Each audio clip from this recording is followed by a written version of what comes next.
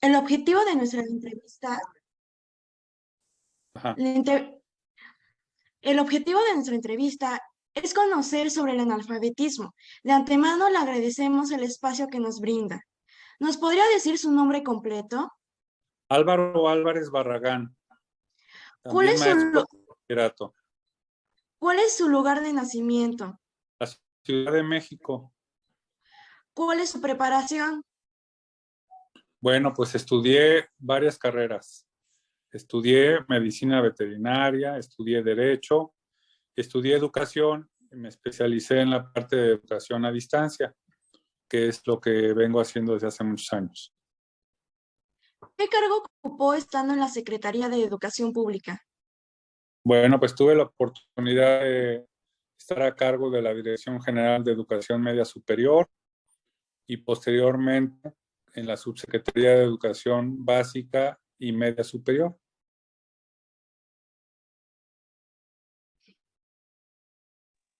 Durante, Buenas tardes, señor Álvaro. Me presento, soy Jessie y le voy a estar haciendo algunas preguntas. Eh, ¿Durante qué periodo ocupó el puesto en la Secretaría de Educación Pública? Bueno, estuve colaborando desde el 2011 hasta el 2019. Ahí estuve en esos dos cargos. Mm, ¿Nos podría decir qué punto de vista tiene sobre el analfabetismo o qué piensa usted que es el analfabetismo? Bueno, para que entiendan y puedan apoyar todos sus compañeros, eh, digamos, en sensibilizarse sobre este problema que es nacional, ocurre en muchos países, no solamente de Latinoamérica, sino de otros continentes.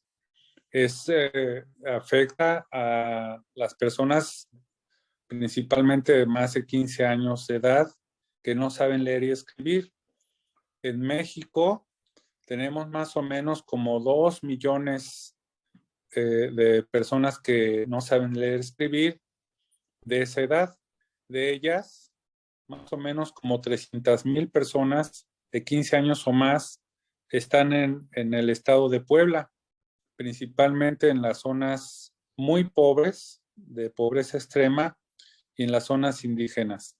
Estas personas no saben leer y escribir, no fueron a la escuela, o si fueron a la escuela también en algún momento, pues perdieron la práctica y dejaron de reconocer la lectura y la escritura.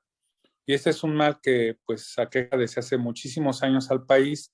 Todavía siguen muchos mexicanos en esta situación y pues es un factor de desigualdad porque estas personas al no saber leer y escribir pues no pueden hacer ningún proceso, no solamente ante el gobierno, sino ante otras personas, porque cuando hacen su labor diaria, por ejemplo, de ir a hacer una compra, este, o tratar de mirar alguna indicación en la calle, pues ellos no pueden hacer porque no saben leer y escribir, entonces pues están en una desventaja muy fuerte.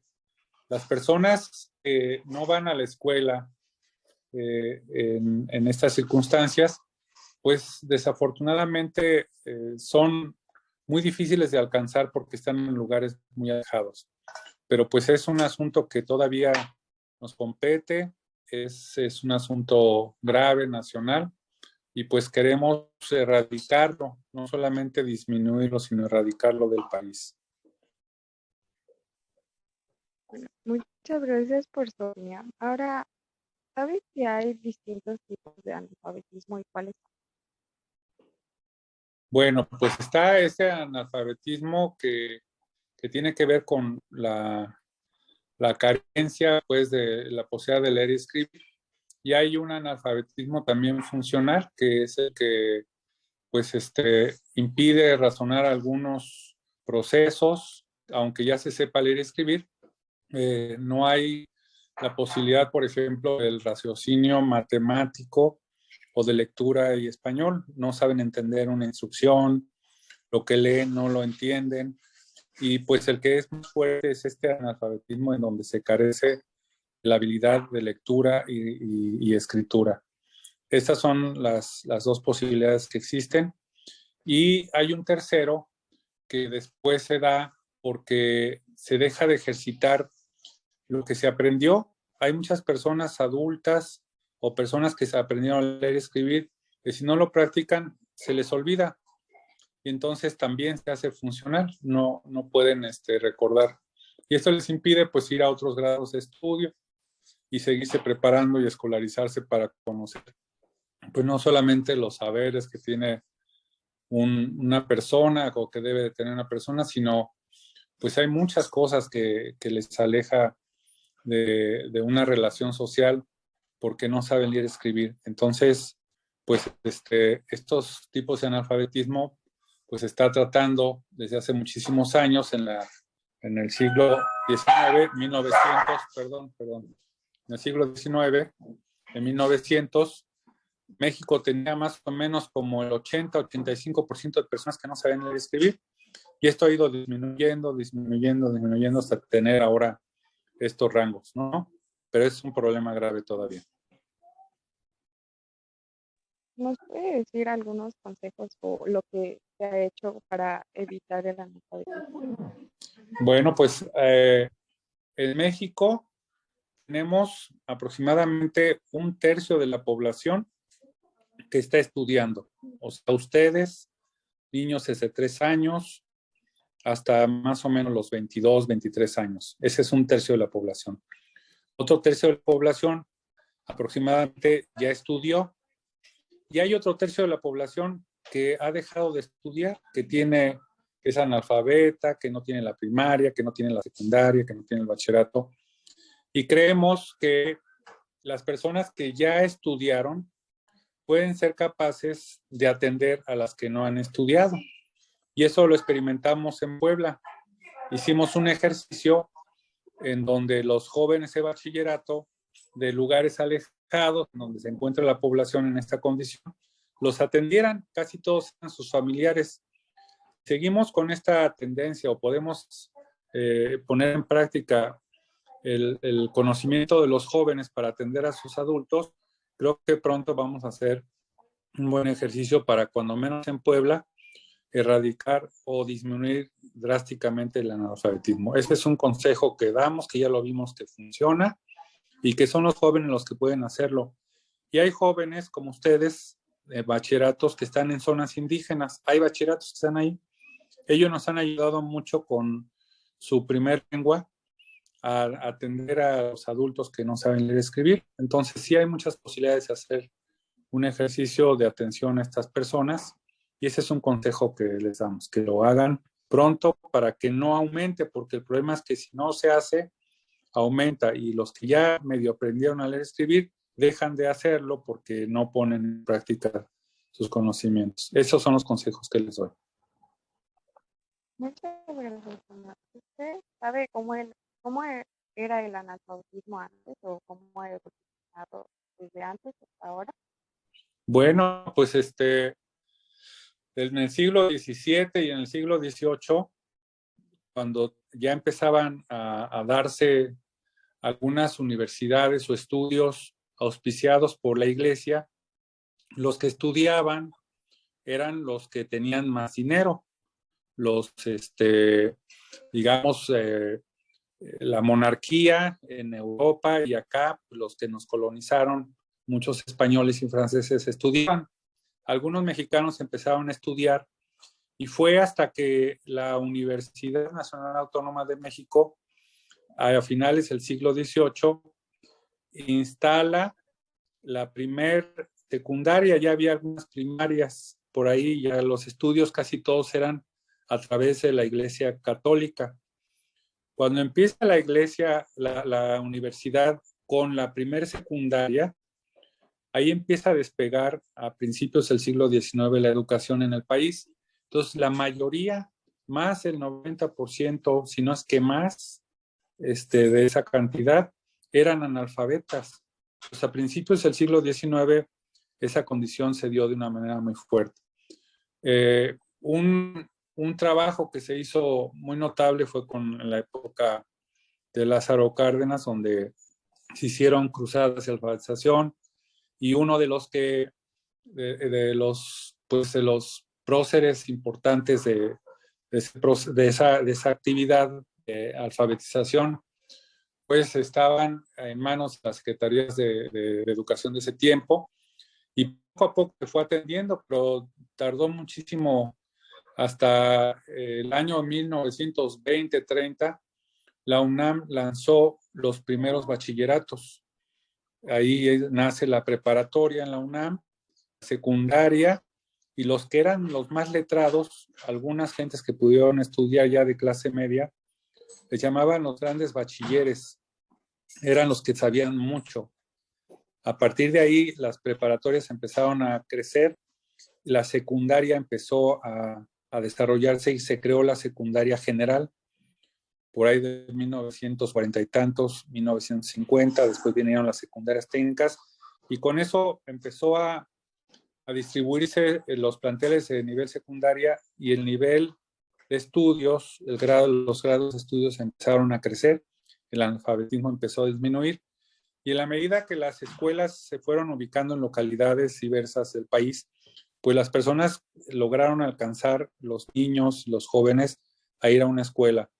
Poco a poco la distribución de las escuelas logró esa cobertura, y por supuesto entonces empezó a incrementarse el nivel de estudios en el país.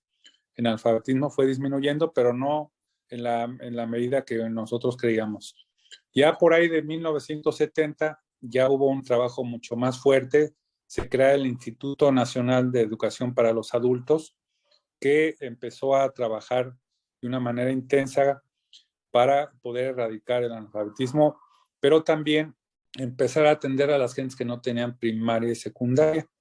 La fecha siguen haciendo esa labor, y tenemos aproximadamente como unos de los 130 millones de mexicanos, alrededor de 11 millones de mexicanos que no tienen la secundaria, y muchos también que no tienen la primaria. Pero ya ahora el país está más o menos en un grado casi 11 años de grado de nivel educativo, y pues el analfabetismo pues va disminuyéndose poco a poco. Esa es la evolución del proceso educativo de México. ¿Qué efectos a nivel, qué efectos a nivel individual y social tienen el problema del analfabetismo? Bueno, pues es muy traumático para las personas que no saben leer y escribir.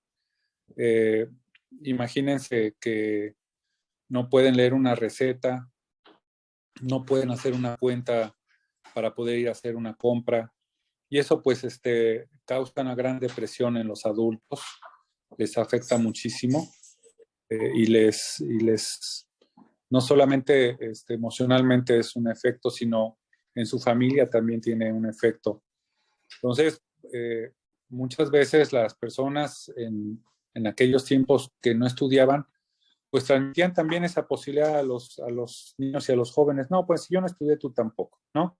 Entonces se transmitía una cadena ahí de impedimentos para poder estudiar, que gracias a Dios, y bueno, pues mucho la intervención del Estado se fue disminuyendo, pero sí las personas que no saben leer y escribir la pasan muy mal. Esto tiene un efecto emocional muy fuerte en ellos.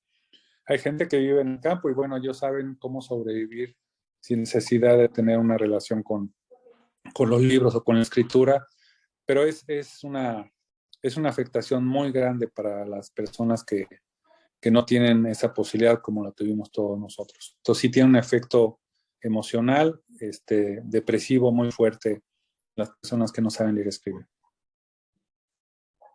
Y en lo social, ¿qué problema sería? Bueno, pues esas personas no se pueden incluir en los procesos productivos. O sea, si quisieran trabajar, pues no pueden leer un instructivo, no pueden hacer nada, no pueden hacer una cuenta, no pueden comunicarse. Es muy difícil comunicarse si no saben leer y escribir. Muy, muy difícil.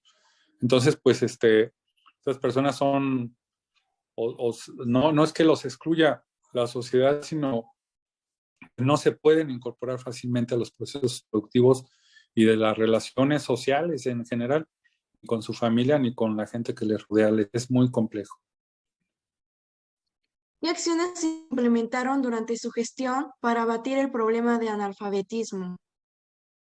Pues le llamamos nosotros en ese tiempo, duramos cerca de 7 años haciéndolo, una cruzada, le llamamos alfabetización, para atender a las personas de más de 15 años aquí en el estado de Puebla. Y nuestra meta fue que en un gobierno de un periodo de 6 años, más o menos, disminuyéramos en 400,000 personas esa situación.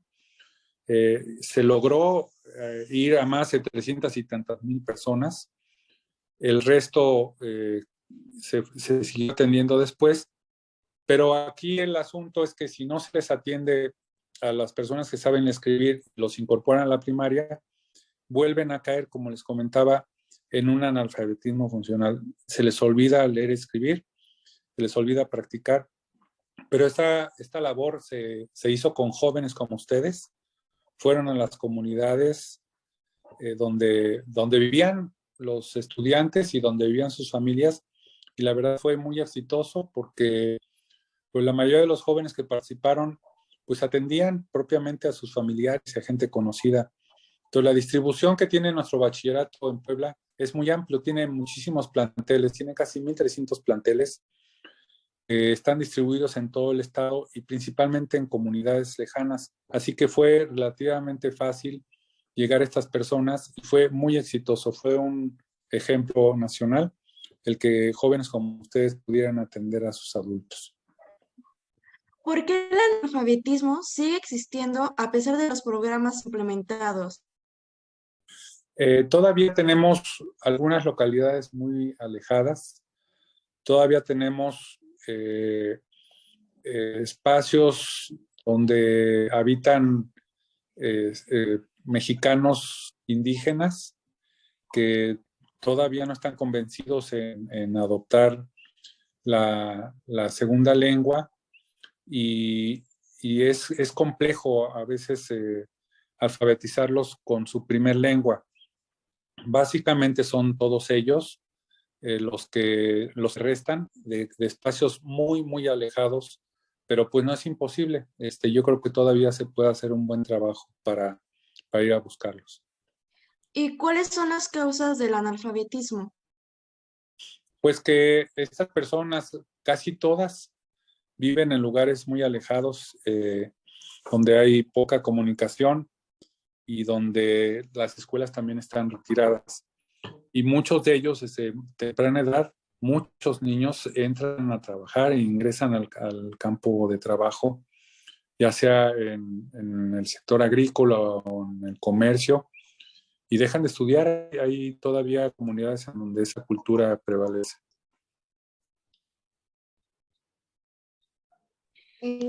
¿Nos podría decir qué grupo aquí en la ciudad, bueno, en el Estado de México presenta mayor índice de alfabetismo? ¿En qué estado del país? Ah, sí. Sí, Chiapas. Chiapas es el estado donde tiene más analfabetismo y tiene que ver precisamente pues que hay todavía muchas etnias en ese lugar y es difícil llegar a ellos y atenderlos en su primer lengua y hacer el traslado de alfabetizarlos con la segunda lengua. Después sigue Veracruz, luego está Michoacán, tenemos a Puebla, tenemos a Oaxaca, ¿no? Que se combinan mucho esos estados precisamente porque tienen mucha población indígena. Bueno, a lo poco que investigamos, también las gráficas que tuvimos fueron que el mayor porcentaje de analfabetismo se presenta en mujeres y en personas mayores de edad, o sea, de la tercera edad. ¿Esto a qué se debe? Bueno, esas personas fueron partícipes o fueron sujetas de esa cultura en donde la mujer no iba a la escuela y pues ya son gentes de más de 50, 60 años. Afortunadamente las escuelas, les decía, crecieron en su distribución, en número de planteles y eso fue permitiendo pues que se acercaran a estas localidades lejanas y que también cambiara poco a poco la cultura de que la mujer no iba a la escuela. Empezaron a ir a la escuela muchas mujeres en México. Ya ahora tenemos una población en algunos estados, como el Estado de México, que es el estado de más población, tiene 54% de mujeres en población estudiando contra el 46% de varones. Entonces, pues esto ha ido cambiando y poco a poco también, pasando esa cultura, pues las mujeres muy adultas y los varones muy adultos van a quedar algunos en esa condición, pero pues se va deshabilitando la situación en la medida en que las nuevas generaciones, todos, casi todos se van incorporando a la escuela. Bueno, por último, ¿alguna otra cosa del tema que quisiera comentar? Pues sí, que pudieran ustedes hacer, ahora que usan redes sociales, un llamado, que hagan ustedes algunas publicaciones sobre esta situación y que pues se crea también conciencia para que los jóvenes que estén cerca de un adulto que no sabe leer y escribir, acuda al Instituto Nacional de Educación para Adultos aquí de Puebla también. En todas las regiones del estado hay una sede y los jóvenes voluntariamente también puedan atender, cuando menos un adulto, con un adulto que puedan atender los jóvenes de bachillerato, terminamos en Puebla con el alfabetismo. Entonces, pues ya que ustedes son expertos en redes sociales, pues hagan algunas publicaciones padres ahí para que estén enviándolas para hacer conciencia aquí en el estado. Muchas gracias, señora Álvaro. Lo tomaremos mucho en cuenta y esto estamos haciendo una campaña por medio de Instagram. Le agradecemos mucho su tiempo y sus conocimientos que nos presta. Muchas gracias. Gracias a ustedes. Felicidades. Doctor Álvaro, no quiero dejar pasar esta gran oportunidad y agradecerle de verdad su fina ayuda y gran colaboración para el trabajo que realizan estos jóvenes. Yo, como les dije en la mañana y se los reitero en este momento, algunos no se ven porque tienen otra actividad, solamente 2 señoritas eran las que iban a estar entrevistando, pero los otros están anotando la intervención, de tal manera que yo le agradezco mucho el que nos haya usted brindado su valioso tiempo y desde luego pues su gran sabiduría, doctor Álvaro, porque como les decía a los alumnos, tenemos a una catedral en educación con usted y nosotros siempre lo vamos a valorar y siempre lo vamos a tener en cuenta, doctor Álvaro. Muchísimas gracias. Gracias, maestra Lupita, la felicito mucho porque ahora está trabajando con los maestros de educación básica y también están adoptando esta posibilidad de que pues su trabajo de los niños va encaminado a ver problemas sociales de su comunidad y es lo mejor que podemos hacer, concientizarlos y que ellos también encuentren formas de resolver esto que a los adultos de repente se nos fue complicando, hagan conciencia. Y yo tengo muchachos, además de ser el asesor educativo donde trabajo, pues les pedí a la gente de la escuela, del instituto, que me permitieran dar clases. Estoy con los chavos de 5º y 6º. Entonces, pues, es un trabajo muy similar al que hacemos, que tomemos problemas de la comunidad y los trabajemos de manera interdisciplinaria para poder atenderlos y que los jóvenes pues cada vez tengan más vinculación social. La felicito, maestra, la felicito mucho. Muchas gracias, doctor. Y pues, como siempre, ahora que inicia el año nuevo, desearle mucha salud, mucho amor, mucha paz, mucha prosperidad en todos los ámbitos de su vida para usted y toda la familia. Gracias, y ahora que tengo el honor, pues, de que Álvaro está en mis manos, pues digo, también tengo que sacar la casta, porque si no, al rato va a decir la maestra no nos enseñó.